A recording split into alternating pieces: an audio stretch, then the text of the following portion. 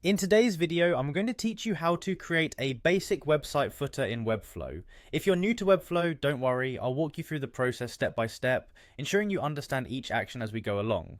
First off, let's head to Webflow's homepage. You'll find that it's an excellent tool for creating custom websites using their intuitive visual builder. Once you're there, click on the option to get started. It's free. This is the beginning of our journey, and it won't cost you a thing to start exploring what Webflow has to offer. Next, you'll need to create an account. You can easily do this by signing up with your email and creating a unique, strong password. Alternatively, you can sign in using your Google account, which might make the process even quicker if that's your preference. Once you've got your account set up, let's jump right into your website's dashboard. For this tutorial, I'll be showing you around an already existing project called Deep's Dapper Site. Feel free to navigate to a similar project you might have on your account, or create a new one to practice along. With our site front and center, look for the option to add an element.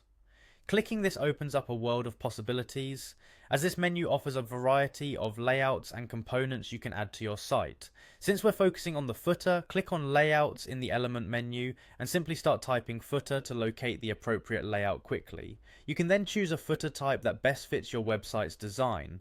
Once you've selected the perfect footer, drag it onto your canvas. This process is hands-on and allows you to see exactly how your new footer will look within the design. Now that your footer is in place, let's talk about customization. On the right side of your screen is the settings panel. This is your toolbox for adjustments. From changing the image or tweaking the colors to altering the overall settings, this is where you can make the footer truly yours.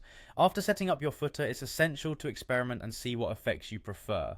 Try playing around with different settings like borders, or exploring options like normal or exclusion. These can add a unique touch to your footer, giving it the final polish it needs. Once you're satisfied with how everything looks, it's time to publish. Click on the Publish button to make your changes live. You can select specific domains where you'd like your site to be published.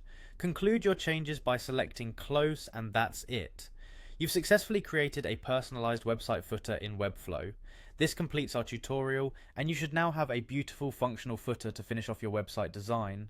Thanks for following along, and happy designing.